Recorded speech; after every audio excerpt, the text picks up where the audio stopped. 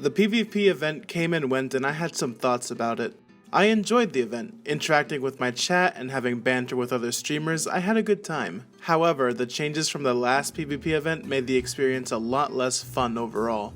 There's so many factors and aspects of the game mode I want to tackle, so let's start from the most important. First of all, the biggest brain question one has to ask before anything else is if Stream Raiders needs PvP. This question might sound like a joke, but hear me out for a second. PvP is a very active and very demanding part of any game, since it tests the player's skills and time grinded, versus another person's skills and time grinded. In a game like Stream Raiders, which is a casual game for streamers to play with their communities in between their main game, one has to ask if there's any room for an active, look at me and play Stream Raiders for at least 7 minutes at a time mode for the game. I think the answer is yes. And if so, it should be treated as an active game mode. What do I mean by treating PvP as an active game mode? I mean the rules of the campaign mode should not apply. Once upon a time, the developers were asked if they could make it so that the battle plans must be followed by the players, or add in a gold benefit for placing units in the zones, and the developers said that they didn't want to force the streamers to do additional things to play their game, since the game is a side game, a casual game. That absolutely does not fly in PvP. If viewer agency is valued too high, the PvP experience is going to suffer because of that. During the PvP event, what I saw in some captains was that people were actively throwing down units like bots because their primary concern was getting a unit into the fight as fast as possible, so that they could get their bones. This leads to battle plans being completely ignored. I suggest making it so that in this game mode you have to follow the captain's orders, otherwise you won't be able to place at all. If need be, make a new marker that stands as anything in this location. At least make it a voluntary system so I don't have to ban people who don't follow the plan. Alright, let's move deeper in. The second biggest problem is the power meter. The absolute worst feeling I felt in PvP was matching in a fight and having my power meter fill and there was only maybe 40 players in my match, and watching my chat cry out that they were too slow and didn't make it in. The power system is a good idea, but it needs slight tuning.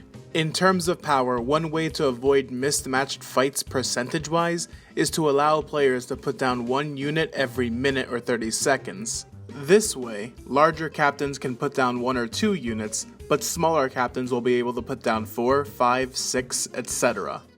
After every PvP fight, the cooldown should be reset, allowing you full access to your arsenal again.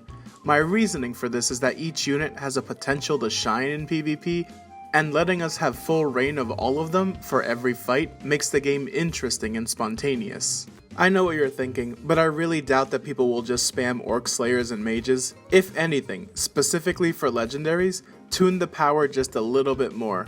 They can serve as a good crutch for weaker players that still want to positively help their streamer if their grindable units are too low.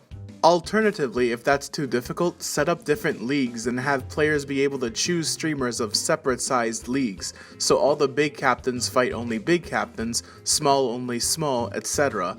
And everyone would be able to pick a captain doing PvP per league. That way, people can choose to have 3 PvP captains again if there's at least 3 leagues.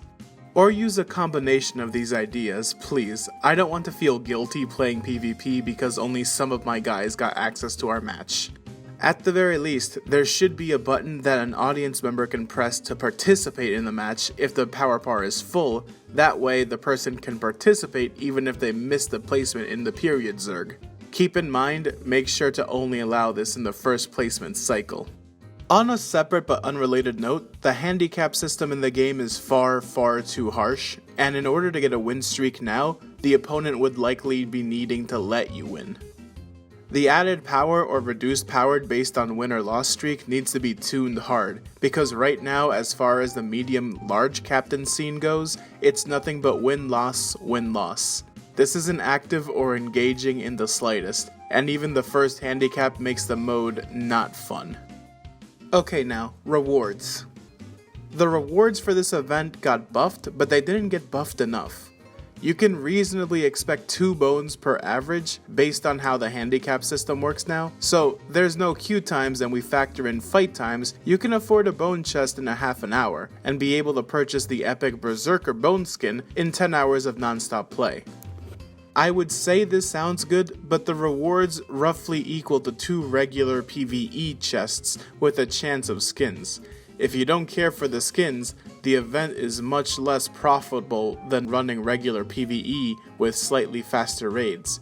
In general, the rewards need to be buffed by maybe 2 times to be worthwhile. Lastly, busters.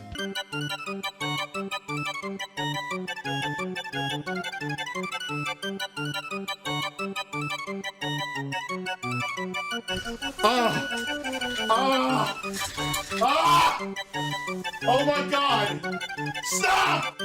Stream Captain Team, for the love of God, do something about busters in PvP. They can be played around, but because of how the current system isn't rigidly controlled by the streamer, the fights are dominated by them, and if you guys don't decide to make the placement rigid, then at least double the power value of busters and balloon busters by like 5-fold. That's all from me. I wish I was a little more pleased with the event, but it feels like a step forward and then a step backwards. In the initial event, it was a matter of higher captains just stepping on others. In this event, it was a seesaw that people would scramble to get on. I hope next week's tuning helps. I'm really looking forward to improvements. See you guys next time.